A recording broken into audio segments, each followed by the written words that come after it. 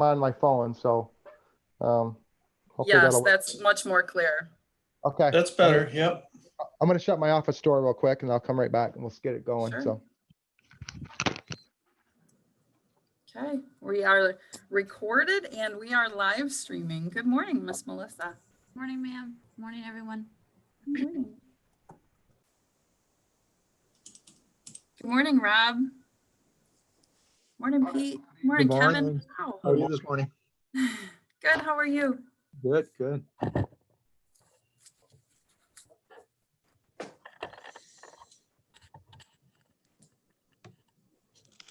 all right, this should be interesting. Oh, well, I haven't done it by phone. I did the county commissioner one the other night by phone. So this would be, we'll see how this rolls. So I got the phone charged in and, all right, I have 10 o'clock.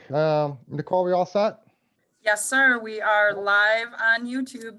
All right, I'll call 10 o'clock, call the meeting of the Finance and Administration Committee, September 8th, 2020. Call to the public. There is no public at this time, Mr. Chairman. Okay. Next up, consider accepting and placing on file the September 3rd, 2020 routine personnel items as presented. Commissioner Hope, you called it last board meeting. You said about the new hire. I did, didn't I? Yep. Congratulations to Cole Walker, our new assistant prosecuting attorney. Yep, I think I saw where prosecuting attorney Barbary had a picture of her on the courthouse steps, not courthouse steps, but on the steps and everything. So Yeah. so good. Actually, she's a graduate of my law school, but my law school she graduated in Michigan State University School of Law, and that was many moons after me, because I came from what was called the Detroit College of Law. That is now Right Field Tiger Stadium. I think it's K-Line Corner out there.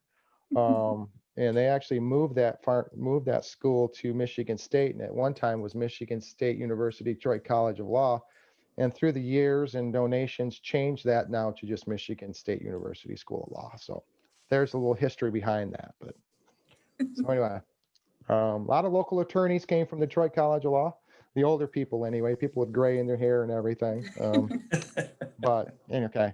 I see nothing else. I see the deputy increase. That's good. Being competitive with, the step increases after 4 years. That's still the money involved in that and risking the lives every day. That's still a very thankful, I thank that person. I got nothing else though. So looks normal. So I'll motion that we consider accepting and placing on file the September 3rd, 2020 routine personnel items as presented. Support. All right. Any further discussion? Hearing none, we'll have a vote. All in favor, say aye. Aye. Opposed, the same. Next up, jail budget update. Yes, Chairman, we have a whole bunch of folks on this morning that can Okay. chime in on this. We've got from Clark Construction, we've got Rob Conley and Mary Kane Bukovich. Good morning.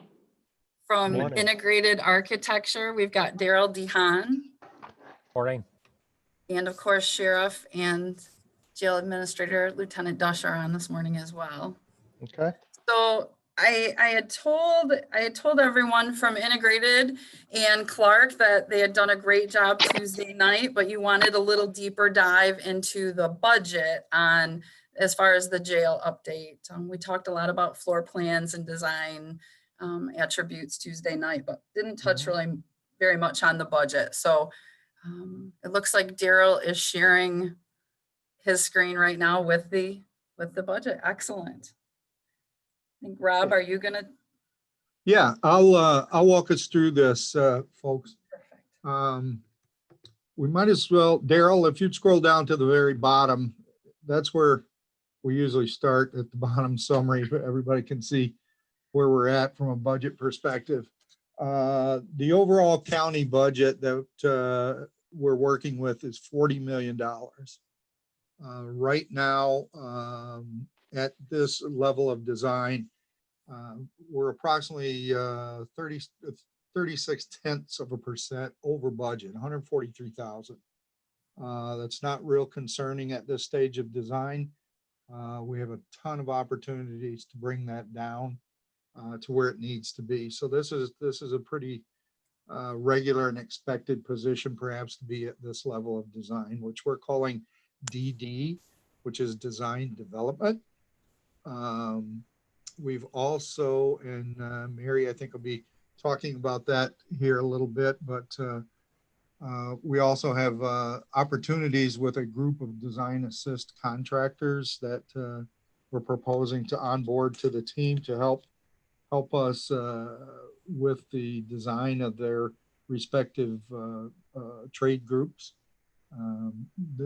That's a whole value exercise that we're going to be going through that'll help, again, help us bring that budget down into alignment where it needs to be. If you go on up to the top, Daryl, perhaps, please. This is what constitutes our budget, and I'll ask you to focus on the right-hand side column under budget tracker. Again, this is our design development phase. This is my revision 5.1 of a budget. We have allocated approximately $2.9 million for site work. We've also, and a note with that is that the site work costs were developed for a different parcel of property than we're currently pursuing. So there's going to be a reevaluation of that estimate of cost as we know a little bit more about the other site that has been selected that we're going forward with. The previous site had some township premiums because of its location.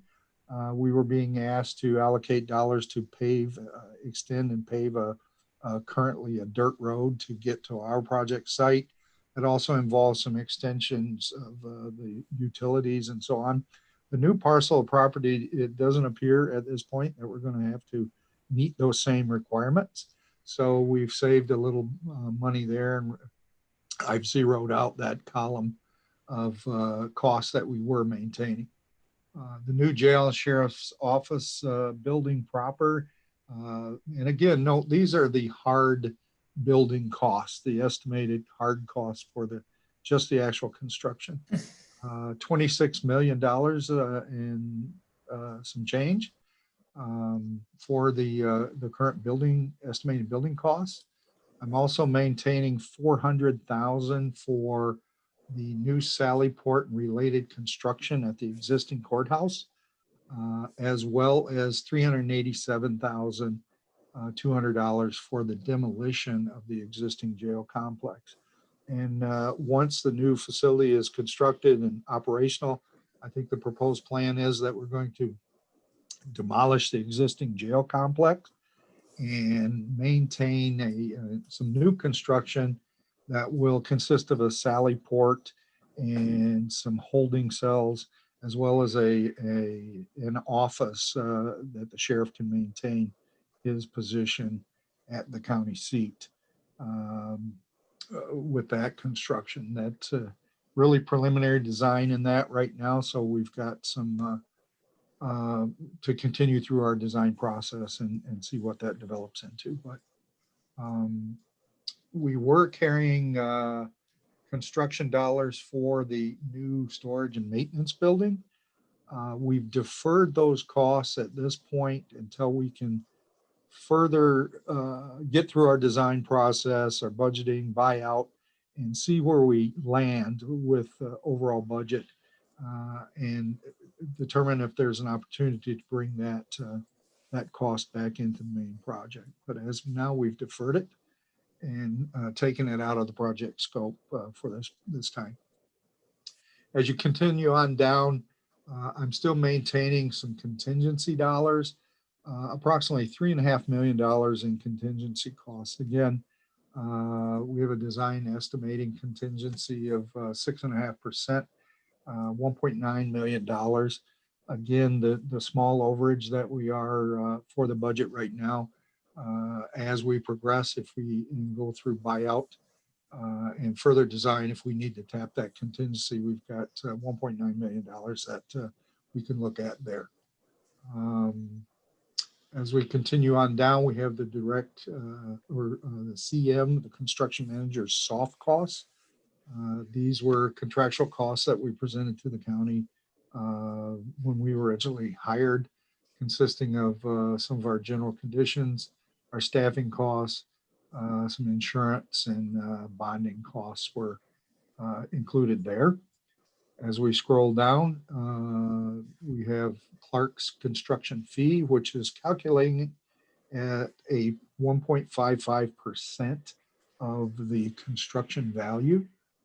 So that's as the budget changes, that will calculate itself against the budget estimate in a percentage value. We have a lump sum fee for our pre-construction services that again was originally presented to the county when we were hired.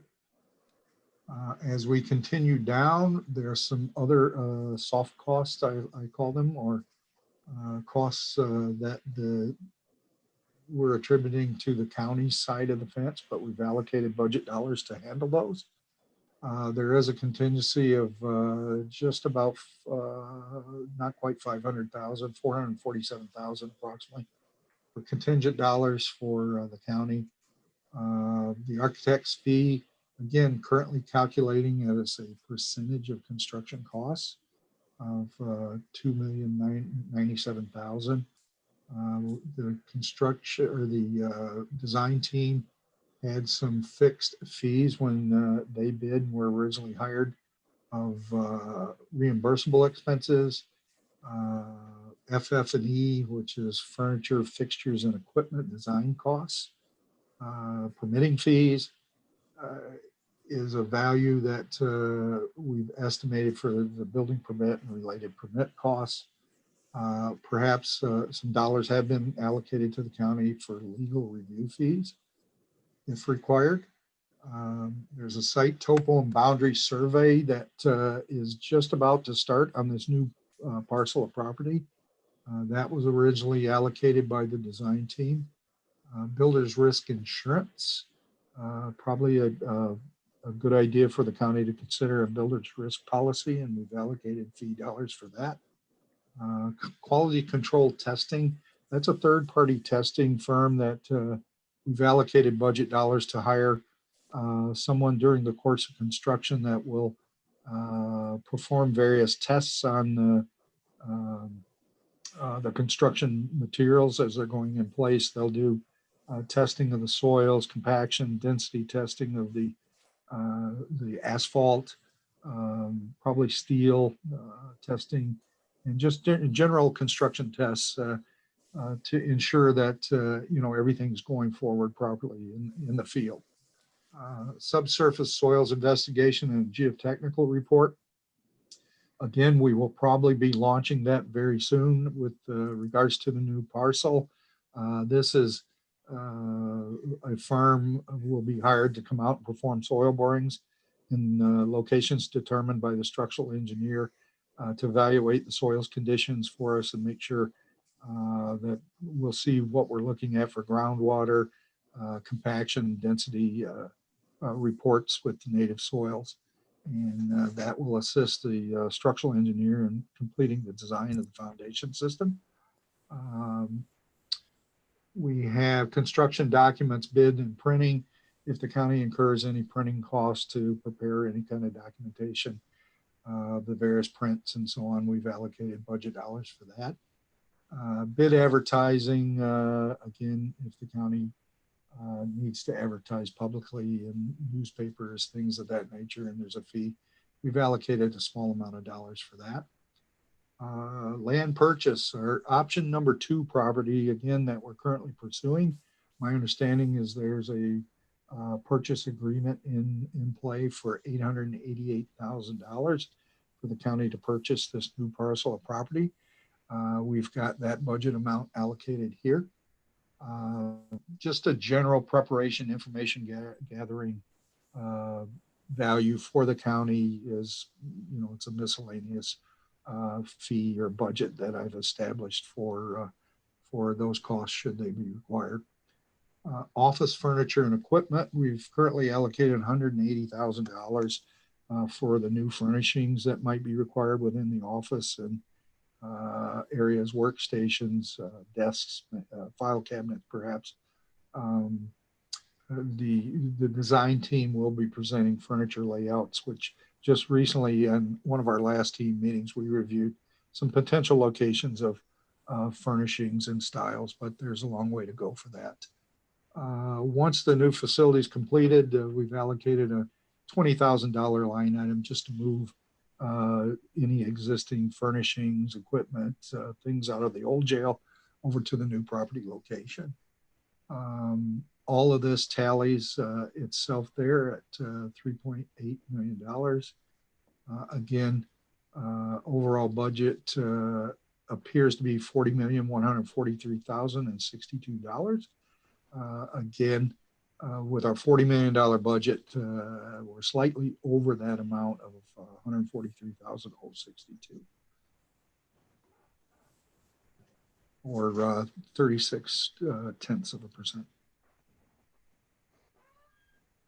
So that's an overall summary of where the budget is projected to be.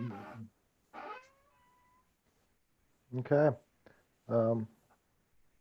Tobin, you have anything on this, just on this part of the presentation?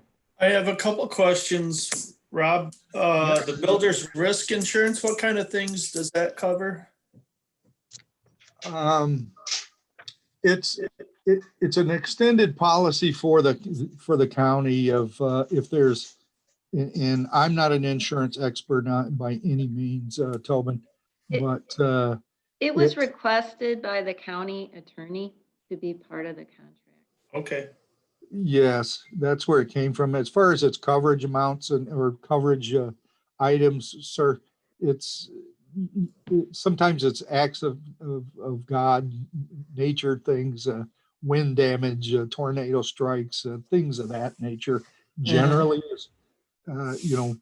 from a large, high altitude picture of what it covers, is some things like that. Okay.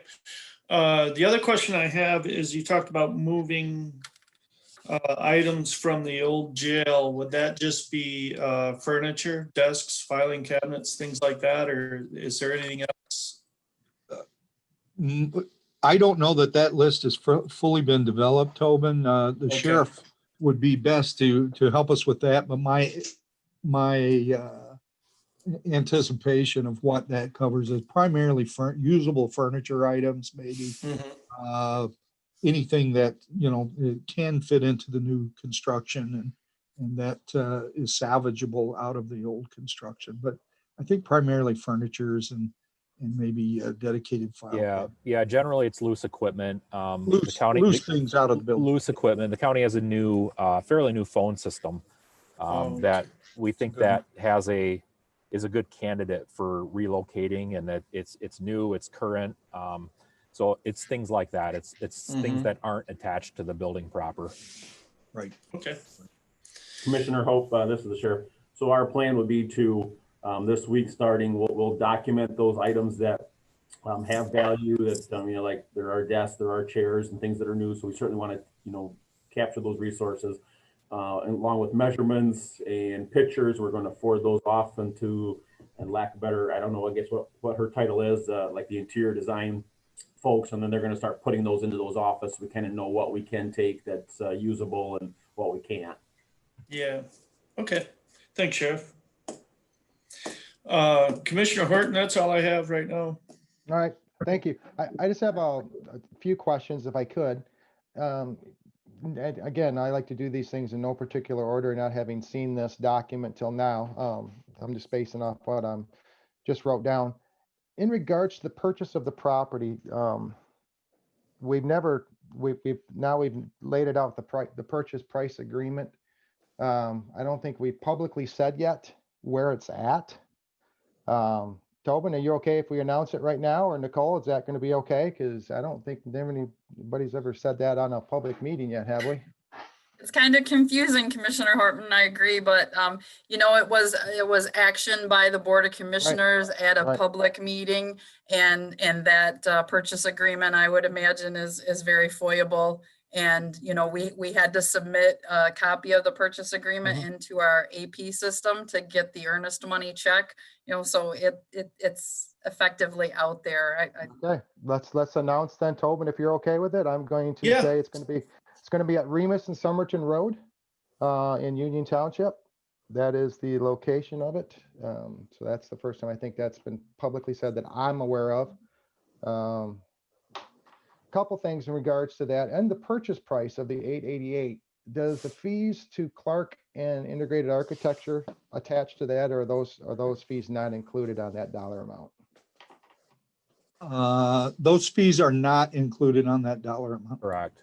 Okay. Those are direct costs that the county will negotiate and pay. I've just allocated the appropriate budget dollars for it, but there are no fees from the Okay. design team or the construction manager that attached. Yeah, our fees are attached to the cost to construct the building and develop that site. They are not attached to the cost of the acquisition of the site. Okay. I know you guys can't answer this. Nicole, I would like to see, and I don't know about the other county commissioners. And again, I know it's apples and oranges, but where other new jails are coming in at as far as costs. I know we're looking at a $30 million build and $10 million extra, which is fine. You got to have a budget. We all know how budgets work. So I just want to see where that's falling into other counties around us. You know, jails are a mandated entity. So we have to have a county jail. I believe that's my understanding. Our jail currently has outlived its useful life. The sheriff has said it died a long time ago. But I think the useless life is done with our jail across the street from where I'm sitting right now. So, yeah, I'm trying to see anything else I've got written down. What about as far as getting this sheet, Nicole? Can the other county commissioners have access to this sheet? Absolutely. Yeah, Absolutely. I think it's a good overlay. Obviously, it's a guideline. We've seen other things in the jail ad hoc committee and everything. We've seen similar type budget constructions. I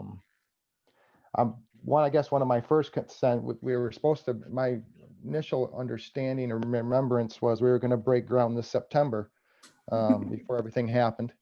Now we're looking, I think in our last board meeting, it was mentioned April or May. So again, I'm not being sarcastic in any means. I'm just concerned that we're already over budget. We haven't even broke ground yet, but that was explained out, I think, and things can happen where you can go above budget and under budget and everything, but $40 million is a lot as a taxpayer in our community here. $40 million is a huge, huge dollar amount.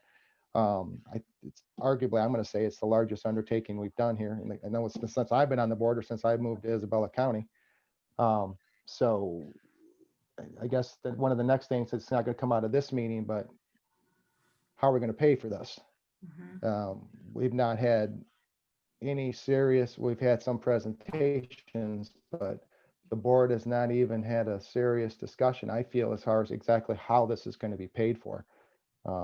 So this is, I mean, you got to have the money before you do anything. And yeah, this has got to get decided quickly. And I know this is not the forum for it today, but this has to be decided. I'm calling upon our county commissioners to really focus in on getting this, how we're going to do this. So that's pretty much I got on that part.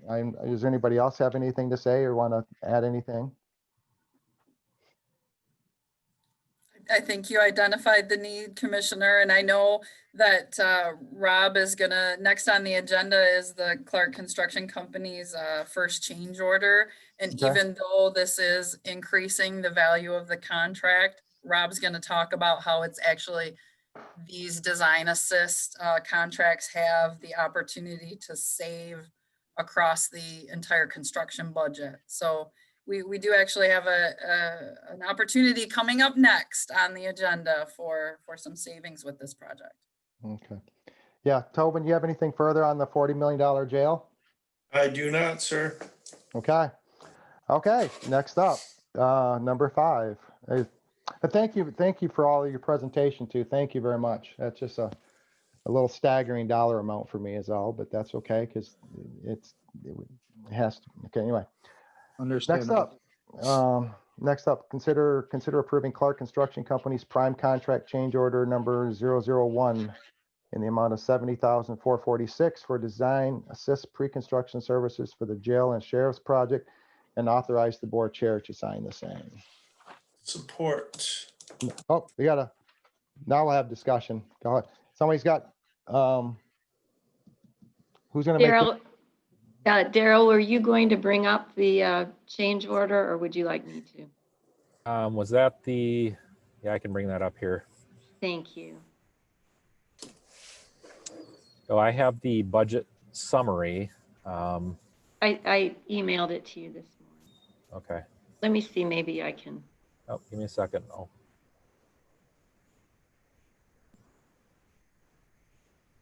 Got it. It's coming right up. Thank you.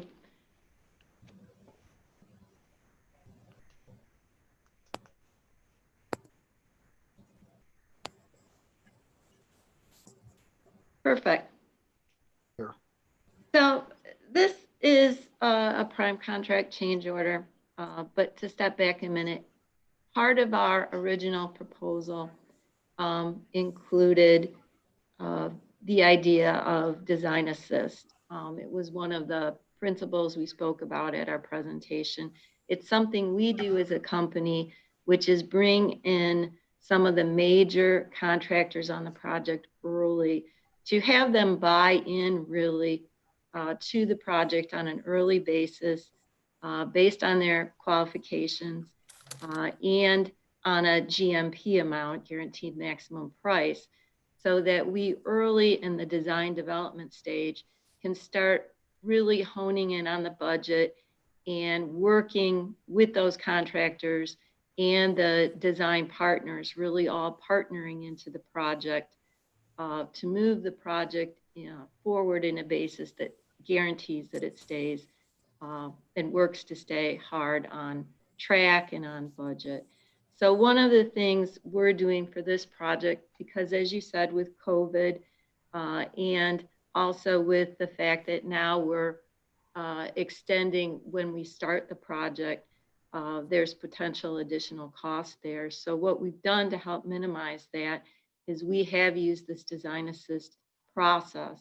We went out for requests for proposals for design assist contractors for the detention equipment contract, for fire suppression, for mechanical, plumbing and controls, and for the electrical contract. So those 4 contracts we really saw as the biggest contributors to the budget, and therefore the biggest risk to make sure that we keep the project on budget. So the numbers you're seeing here are just a small portion. We went out and received the RFP responses at the end of July. We reviewed all of these proposals from these contractors along with the design team, Venture and Integrated, and the mechanical engineers as well, PBA. We interviewed all the apparent low bidders and qualified bidders, and we determined that these bidders here all have a complete scope, and we're recommending award to them. But the only portion of their contract we'd be awarding at this time is just a very small portion of it, which is just for the design assist. We hold them to their GMP, but we make goals for them to drive them down to a number that doesn't strip any quality out of the budget, but helps us by bringing all these contractors to work together with the architects and the engineers to really add value to the project. So that's the goal here. So we're only at this point awarding that small design assist portion of their contracts. At a later date, we would add in, if they meet their design goals and we feel that they've added value to the team, At a later date, when we have construction documents from the engineers and architects developed, at that point, we have them give us their final GMP number. And if we're in agreement with those numbers, then we would recommend award of their full contract at that time. So this is just a piece of their contract. All of this is included in the budget. It's not an extra to the contract. It's not an unanticipated cost. It's part of the cost of the work. Our contract was awarded based upon a negotiated fee.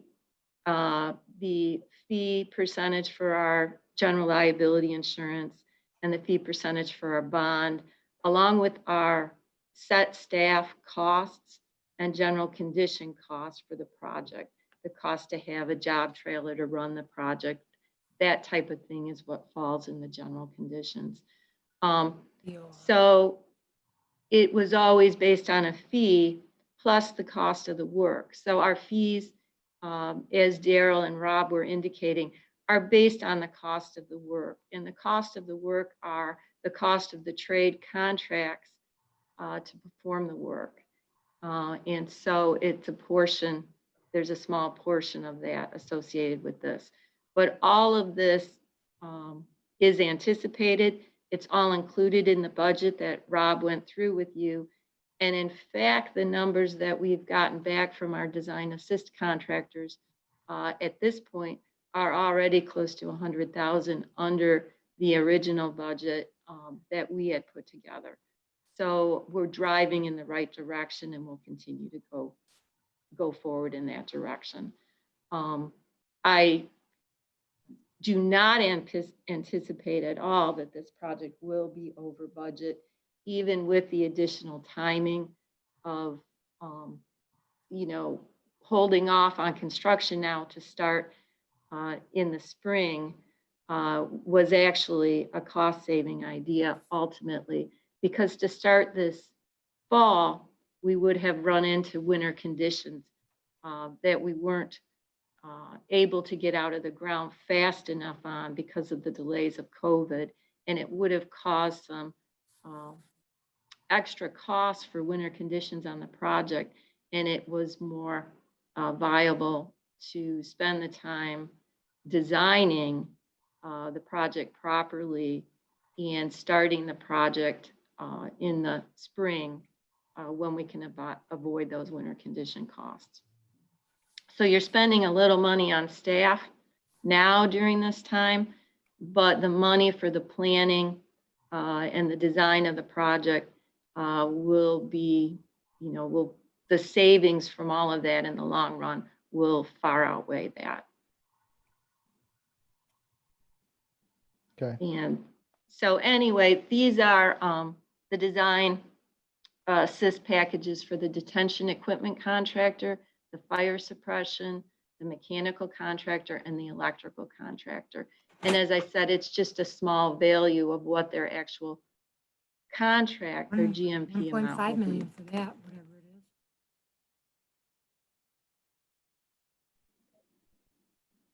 it is.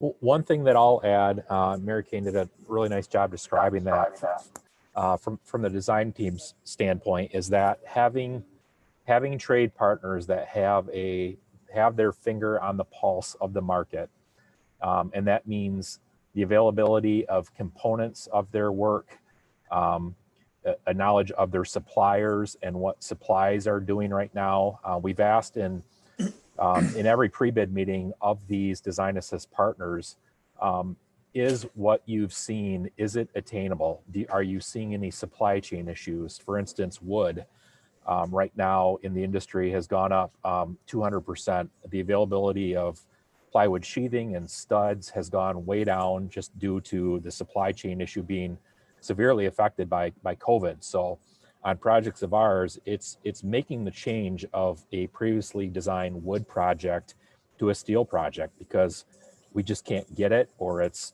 200% more. So having trade contractors along our side to make sure that the design team and the engineers are making the right selections for material in terms of their availability, is critical right now in the volatility of the market. So this is a delivery type that this team is very familiar with, the design team and the construction management team, and one that we feel will pay dividends on this project to come.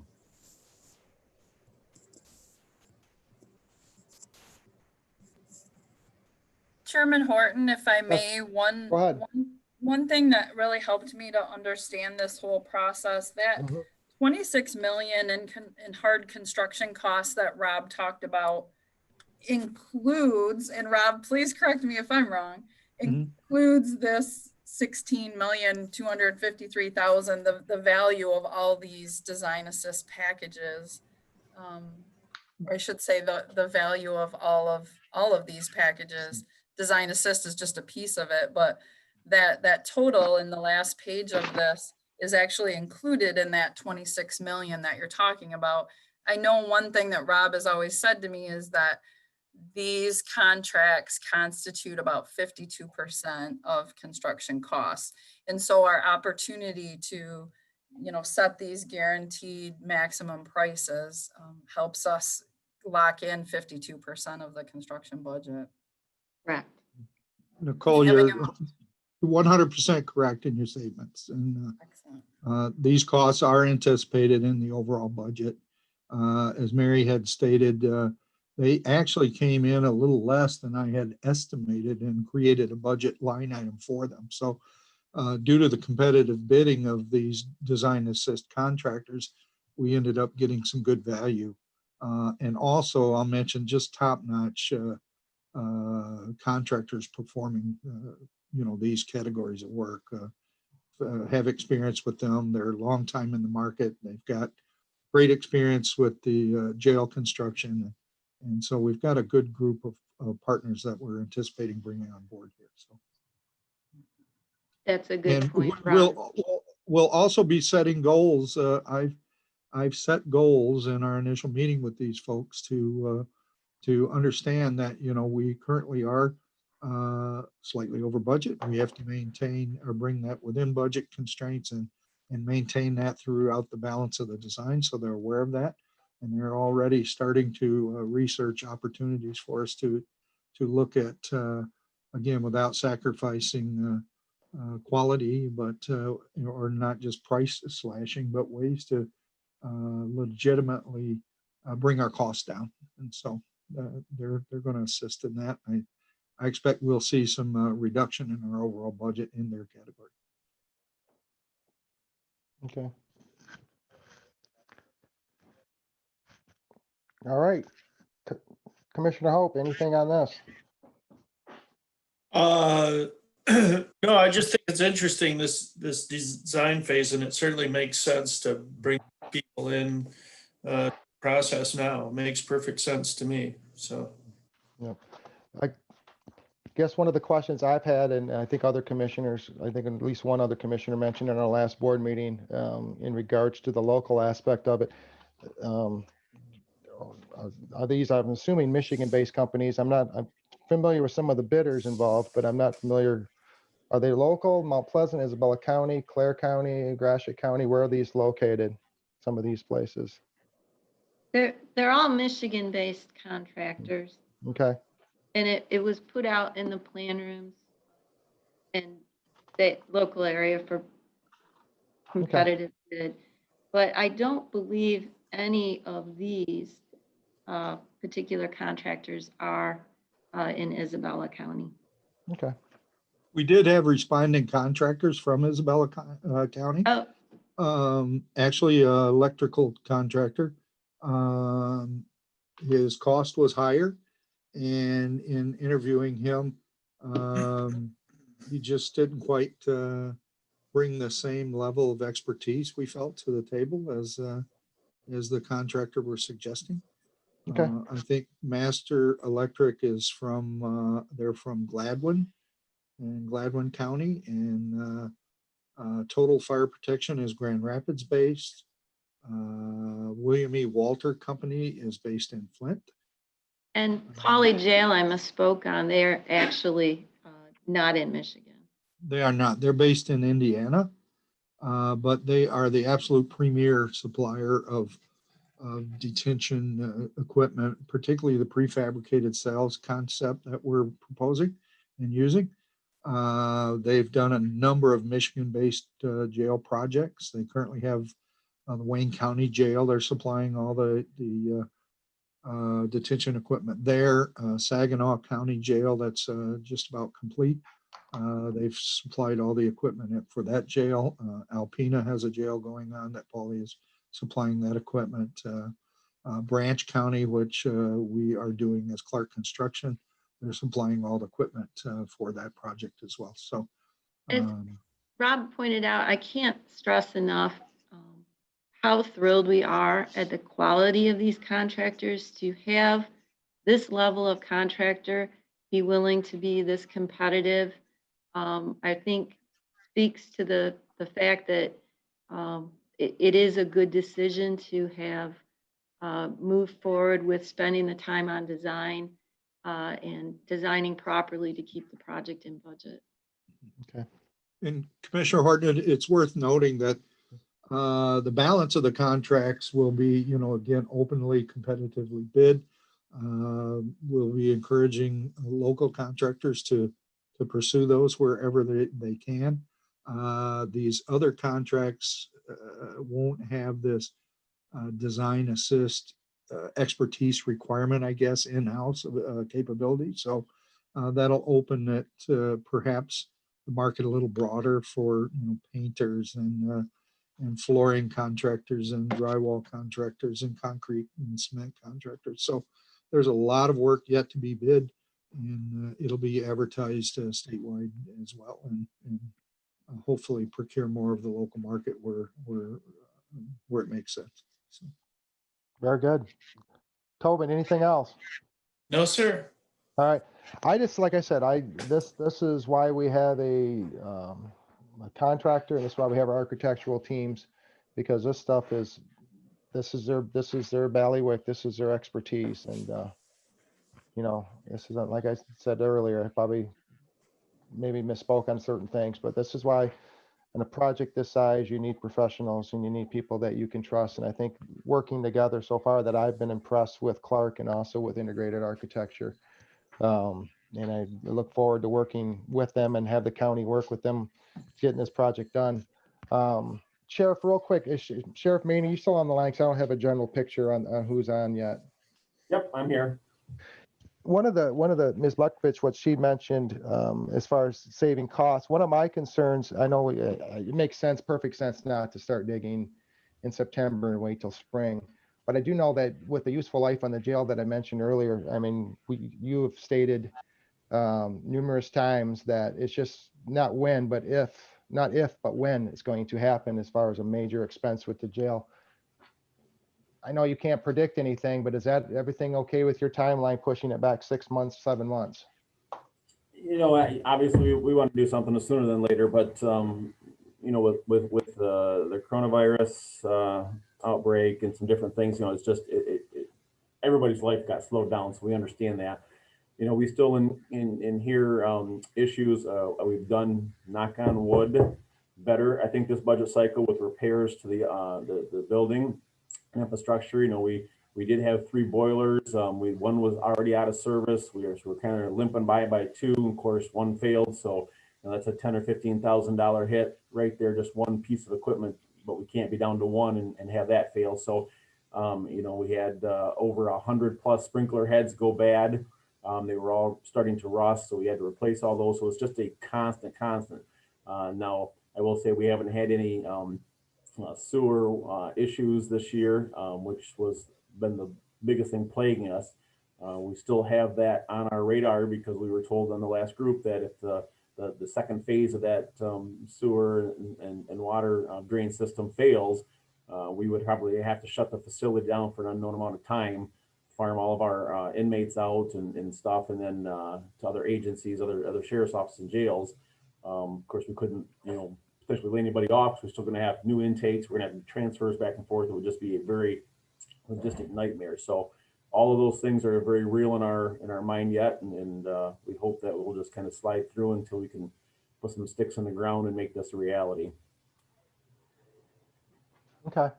Yeah, like I said, that was my biggest, but again, it makes perfect sense to, everything explained out. So, yeah. Again, I'd like to thank again Clark Construction and Integrated Architecture for making their presentations on the last two items. Thank you very much. And Tobin, I think we had a motion and acceptance. So if you have nothing else, let's take a vote. All in favor, say aye. Aye. Aye. Opposed, the same. Okay, the change amount will go up to the county board. Thank Okay. you very much. Thank you. you. Thank you. Thanks. Thanks, everyone. Thank you. Next up, Sheriff Maine, you're up. Consider approving the recommendation from the Isabella County Sheriff's that to select WellPath as a successful vendor to provide inmate medical services contingent on successful negotiations of hours and price. So I kind of feel like I'm just here today about money. Lots and lots of money. So the healthcare contract is, as you know, our biggest contract. It's for us, it's a very expensive contract. Very well, much needed, obviously.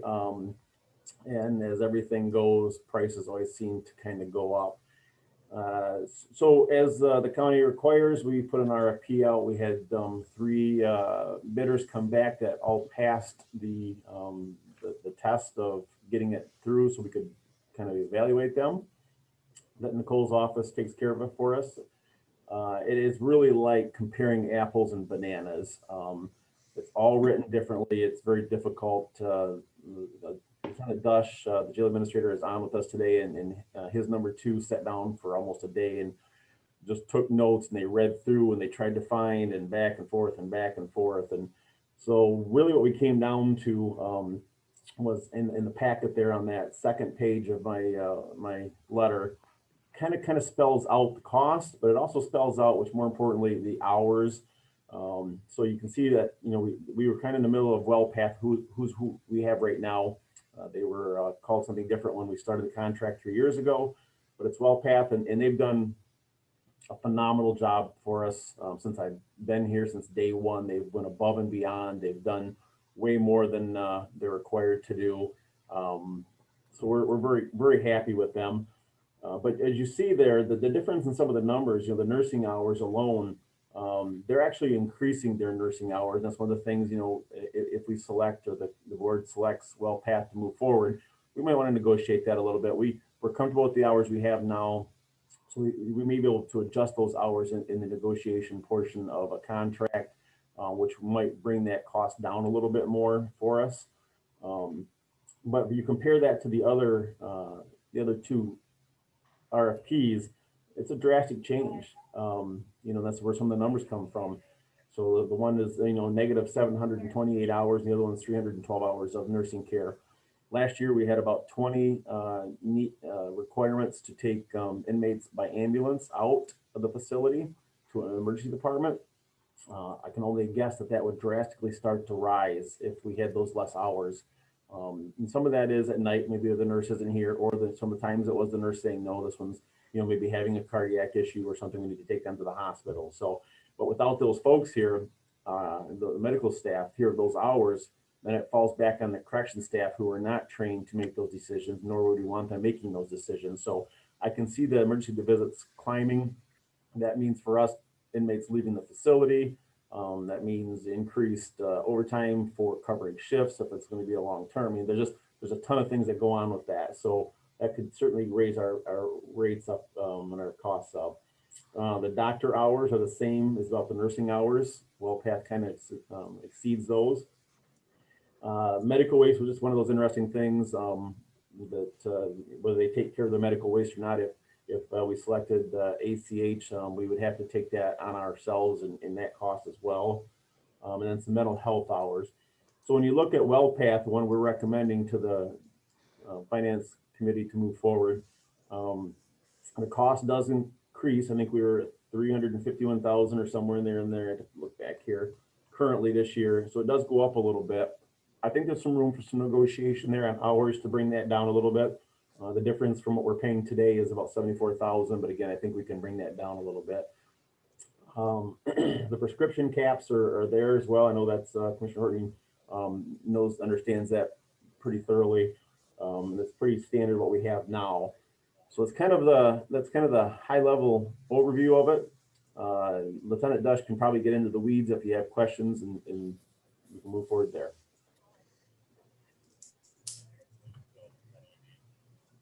Tobin, you have anything? No, it's just, I see what you mean, Sheriff. The WellPath, for mental health hours is offering almost twice what SHP offers, and the extra hours for nursing. We all know how expensive emergency room visits are, and if we can curtail those, and it sounds like WellPath, from your report, it sounds like they've really been an integral part of your department there. We, you know, they're like our employees, even though they're not. They have helped us with flu shots. They have helped us, you know, I can't tell you how instrumental they've been with COVID. They went above and beyond. I could go on for a long time explaining it, but they really have went above and beyond.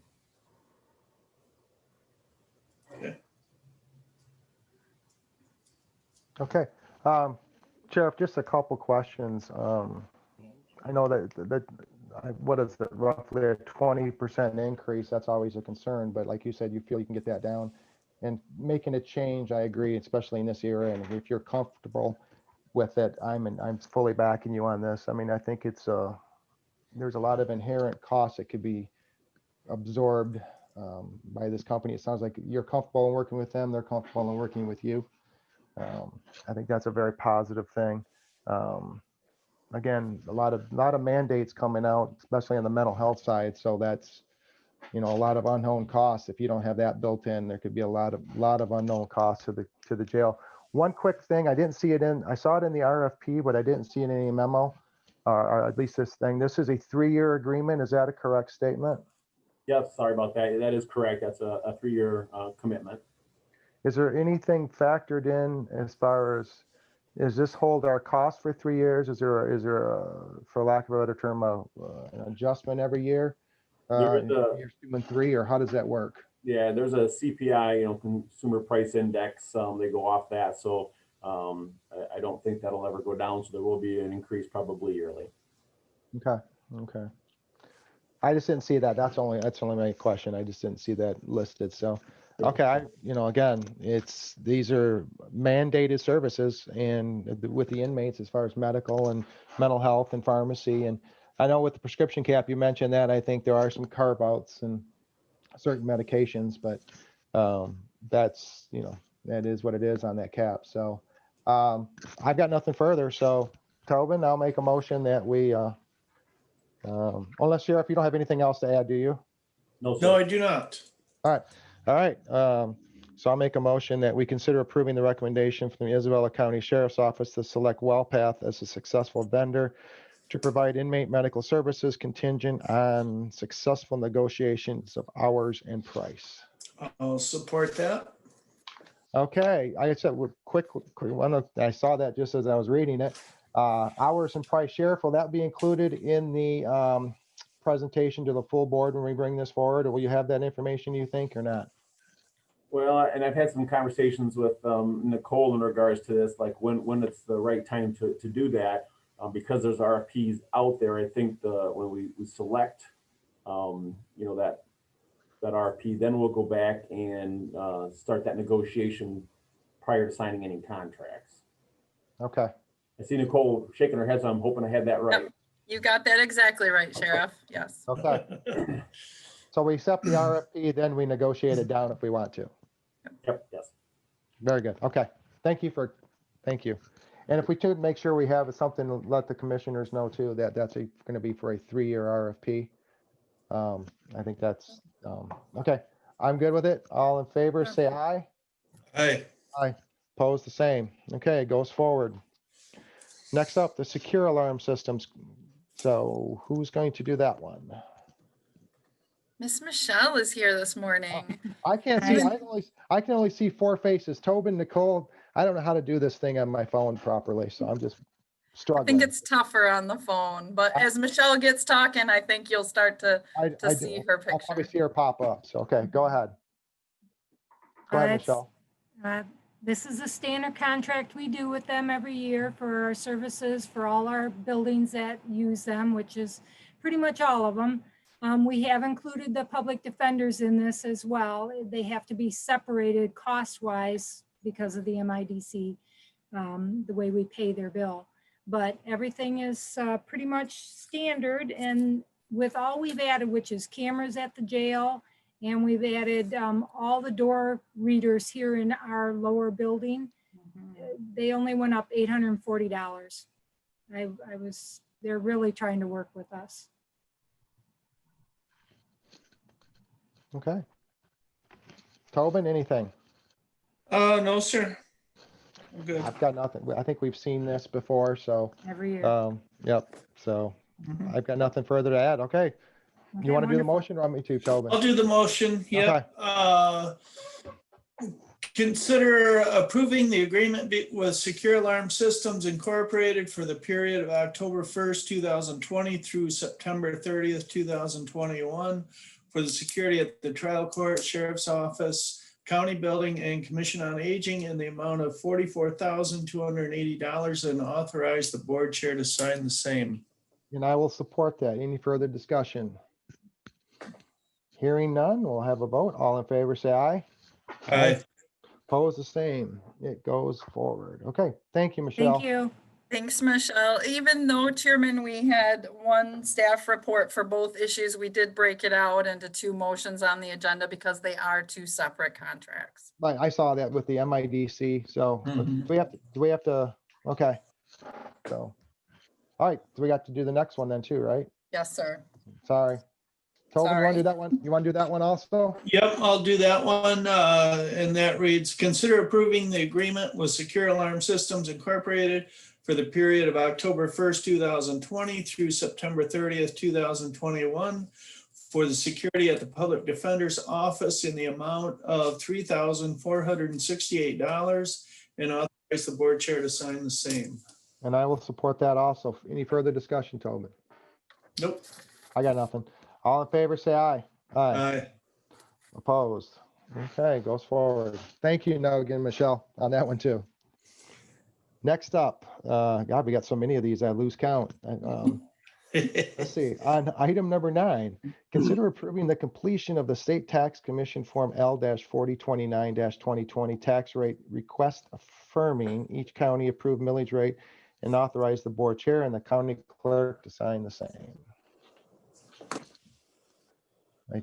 Again, I don't see who's on here, but it's Mr. Preston on or who's? Yes, He I'm available. is.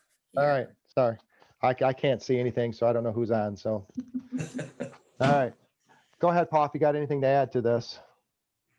Well, if this is the 4029 form, of course, you filled one of these out for the general operating for the June meeting to be levied on the summer tax bill. This is the remaining millages that the county levies. The only change has been in medical care operating and remodeling that has been increased to 0.9795 from the historical 0.7. So this is standard. We do strongly encourage that you move this forward so you can collect revenues on the winter tax bill. Pete, can you explain to the commissioners, because the last action they took, they probably 1%. remember Alicia coming to them with medical care facility at a 1.00 mil instead of the traditional 0.7, which the board did authorize. Can you talk to the commissioners, Pete, about what happened when that 1 mil got to your office and why that had to be rolled back? Sure. There was a rollback in the past that did affect that until renewed. You know, this was originally set forth date of election was August of 2002. So at some point there was a rollback that you cannot go to 1 on that, even though you know, it was originally authorized as such. So that's where the 0.9795 comes in. So it was just the same thing that many communities deal with. You folks have just been running below at 0.7, the maximum allowable in the past. So if it's brought all the way up, it has to come to the previously rolled back. Okay. As Nicole, do you know if medical care, Alyssa's, has been made aware of that? Just to let them know that it's not gonna be one, it's gonna, so they can factor that into their budget. I will definitely follow up with them so they understand what the difference and what the impact will be on them. And that won't affect our motion, right? 'Cause did we do an up to 1%? Is that what we did? I believe it was up to 1.00 mils or to set it at that, but I think the action Right. you take when you authorize this L 4029 will officially set the rate. Gotcha. Perfect. Okay. Tobin, I got nothing else. How about yourself? I don't. Nope. Okay. Make I'll a make the motion. motion. Go ahead. Go ahead. Okay. I'll make the motion. Consider approving the completion of the State Tax Commission Form L 4029-2020 tax rate request, affirming each county approved millage rate and authorize the board chair and the county clerk to sign the same. I will support that. Any further discussion? Hearing none, we'll have a vote. All in favor, say aye. Aye. Opposed, the same. Goes forward. Next up, consider adopting the following fee schedule under the Enhanced Data Access Policy number 212 of Isabella County Property Assessment Data. Mr. Preston, I think this is yours also. Yes, thank you. The county has had an enhanced access data policy since 2006, and primarily that covered the GIS, the Geographic Information Systems, through Tim Neoport's office. What our equalization department has encountered especially over the last 2 years, is a number of groups that are seeking our data from our assessment database. These are used by folks that you wouldn't recognize, such as Black Knight Group and a couple others, but you would recognize the name Zillow. And so these folks, what they're doing is asking for our public data in order to use in their systems to make a profit and to provide a service. They've been operating under Freedom of Information Act requests for this period. Because our office, like Tim's office, would be enhancing data through his GIS system, we too enhance data by tracking sales, by making sure name changes and address changes and property transfers take place. So we actually touch and manipulate this data. So we think that it's only fair, instead of this just being a public document, that since we've enhanced it, that the county should recoup some costs. We provided a spreadsheet that just kind of gave you a breakdown on how much time that we see that we're putting in there, and that these groups should pay approximately $1,000. Now, this is very much in line with other counties and what they charge. I think we've done a little better job of detailing why that cost is there if anybody has an issue. But we estimate that we can actually bring some revenue in the equalization department, which doesn't happen very often. Okay. Well, thanks for explaining that. I looked at the only 12 inquiries, but I'm familiar with Zillow. The other ones I'm not familiar with, so anyway. Tobin, you have anything on this? No, Pete answered the big question I had about why we're just getting around now to setting a fee schedule. But yeah, that makes sense. Yeah, and Pete, I like the way you laid everything out too. I like the way it's set up. I like to see the transparency and where we're coming up with numbers, just not saying, hey, this is what we're going to charge and move on. At least we have some background and some, statements of fact on that. So thank you for doing that. Yep. It was strongly encouraged from administration to do that. Nicole's doing a wonderful job on transparency. I do appreciate that. Thank you, Nicole. So if you hear nothing else, I'll make a motion that we consider adopting the following fee schedule under the Enhanced Data Access Policy number 212 of Isabella County Property Assessment Data, which is $1,000 per request for county-wide assessment data, and $56, which is 1,000 divided by 18 per request for an individual local units assessment data. Support. All right. Any further discussion? Hearing none, all in favor, say aye. Aye. Opposed, the same. It will go forward. Thank you very much, Pete. All right, next up, the fiscal year 2020 budget amendment for the Siegel Waters implementation for the general fund departments and the non-general fund departments. Okay, go ahead. Nicole, Okay, this is probably so you. this is, I'll take a stab at this first here and, but hopefully Melissa and Steve can jump in as needed. This one, you kind of have to take a leap of faith with me on this because if you approve this budget amendment, it's just approving a change in the budget. Okay, it's not implementing any Siegel Waters classification or compensation changes. All it is doing is making way in the current fiscal 20 budget in case there is action after the fiscal year, which ends September 30th. If something came forward to the commission in October considering retroactivity of any implementation, it would come back, that retroactivity would impact fiscal 20. And after September 30, we have no opportunity to adjust the fiscal 20 budget. So in anticipation of a likely change coming forth in next fiscal year affecting current, we're looking to make these budget adjustments. They're rounded, they're estimated. Commissioner Horton, I know we've always talked about, it's about $140,000 to the general fund. You'll see the general fund portion of this budget amendment was estimated at $145,870. Other funds impacted by implementation of Siegel, potentially going back to the springtime, would be $77,950. So again, if you approve this budget amendment, all it does is make way in the current budget to allow for it for what is likely to happen. The implementation phase would still come to you. The commissioners would still consider that separately. This is just accountant Franquist putting her thinking cap on and realizing, hey, folks, we need to make way for this if this is going to happen later on. No, I was wondering that because I thought that's probably what it was because we didn't have any presentation about who's going up what and anything like that. So I'm jumping in here, Tobin, if that's okay, I'll go. That's all right. Yeah, no, my understanding, I think I've asked you this several times, but I'll ask you a third time or more. These numbers, even though we're putting it into the 2020 budget, these numbers have been rolled and factored into the 2021 budget. Is that correct? That is correct. So we already anticipated this happening in our 2021. This is just taking us back. In case we do make these changes, we can make it in the 2020 budget. Okay. That is exactly right.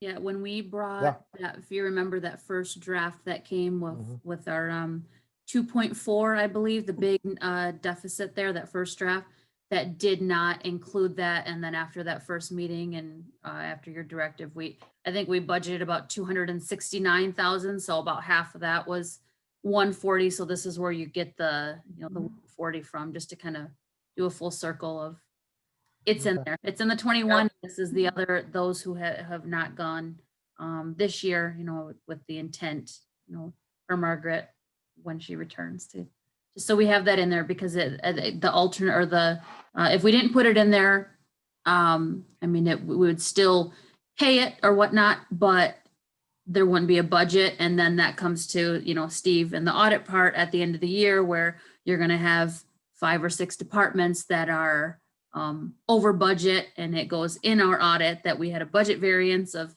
X amount. And if you look at some of those departments, you could possibly be over $90,000 in a department. And that's not something we want at audit time. So if we can anticipate and kind of estimate and put a big chunk of that, whether it's a little higher or lower, that takes care of that big part. Okay. In the worst that can happen, if the budget amendment is approved and Siegel Waters doesn't get implemented, well, other than that being probably the worst that could happen, we would get dinged in the audit for what's called a budget variance, meaning we budgeted high and it didn't happen. That's essentially nothing of a write-up. Better than being the other way around. Right. And then that'll just, fall into fund, You don't- fall back You don't want into that.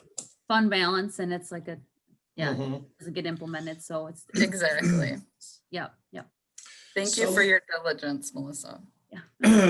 So looking down through the list, I know what all these departments are except FOC. I'm at a loss. That is friend of the court. That is, the Oh, okay. court fund, yep. Yep.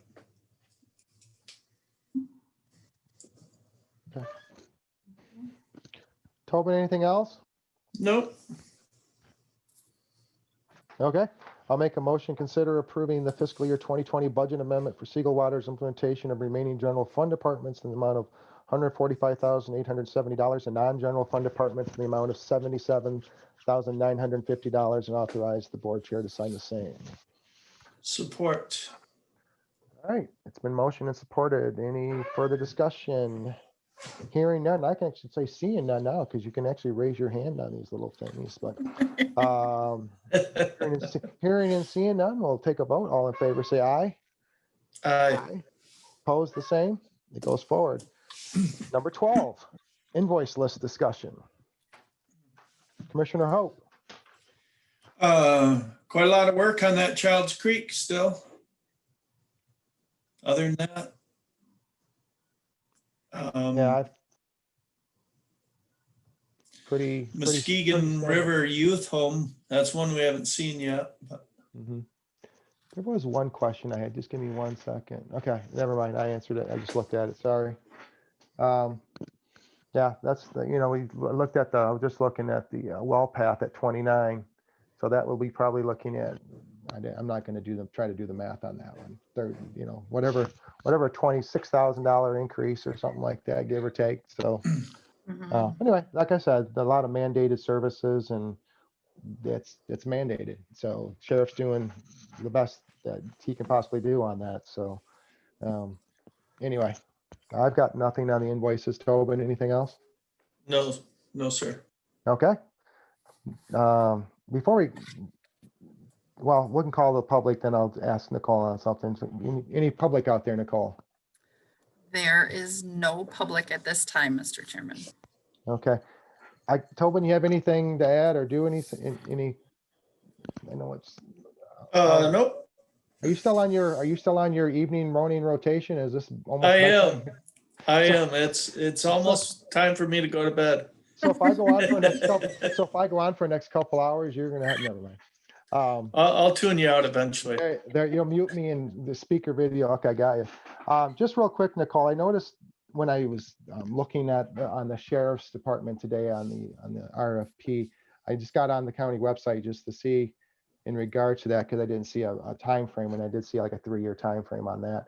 But I didn't see the RFP yet for the ambulance service. How are we doing on that? When can we anticipate seeing something on that? Certainly, it is being crafted as we speak. We're looking at likely mid-September. So probably before the end of next week, you should see that posted on our website. We'll be looking at we'll have a mandatory meeting as we do in conjunction with all of our RFPs, probably early October, and then proposals due early to mid-November. Okay. All right, very good. I'm sure there's going to have like before response times and everything like that. I think we've got presentations on that. I think the only thing that I would, in addition to that, that's very obviously probably the most important is response times and how everything is. And I'm sure that's going to be in there. I guess the only other issue that I can think of is, and it's a kind of a issue is one of the things we've heard about and seen documentation from various entities is the insurance, for lack of a better term, insurance coverage or coverage of ambulance services by entities. Now that's always a two-edged topic. Speaking from somebody that deals with a lot of insurance companies is, you always want to be able to participate in someone's insurance company. So I guess like our biggest employers in the area, if they do have, or patients do have, their employees have coverage, does not MMR, but would the company accept plans? But B, on the other side of it, sometimes employer entities don't have enough to make coverage, not to pay for the coverage. Therefore, the county certainly is not going to take on any fees or costs. So Right. there's always that double-edged sword, for lack of a better term, in regards to, okay, you have insurance, but it doesn't pay for anything. So I don't know how that breaks down with our local businesses or anything like that that have made statements in the past. So I don't know if that's something that's going to be addressed in the RFP, but it's certainly a question that I'll have for it. And Okay. it's just to see if that can be answered. Okay. But anyway, that's all I have. I mean, I have nothing else to add. And Tobin, I'm not going to keep you up anymore. So other than that, and I do apologize. This is the second meeting now I've had to go to my phone, 2 different locations. So I think I'm just jinxed or something. So, but Thanks you know, for we've been being doing this now for a savvy while. And, at it and hanging in there for us. well, I didn't bring my little hotspot, or next time I'm gonna have everything in case my backup, my, option A, option B, option C. So, and Tobin, I'm sorry, I didn't know if I was supposed to say anything in the site, but I didn't want to talk about a project like that without at least Yeah, disclosing it. Yeah, no, because, that's okay. We haven't said anything. I haven't said anything as a board, Anthony. I didn't want to step on anyone's toes, or especially our chairman's Mhm. toes, because George put Mhm. a ton of work into doing this, and I didn't want to step Yep. on it, but I thought, maybe we should say something so people know what we're gonna spend $888,000 on. So, Mhm. anyway. All right, that's all I got. Don't just So we'll preach call it at transparency, 11:50. we practice it, right? We There we don't go. just, All right, we very don't good. just preach it, Thank we you. practice it. There you Yeah, go. that's All right. right. So, all right, you take care, guys. See ya. You too. I'll call it Thanks. 11:15. All right, bye-bye. Good.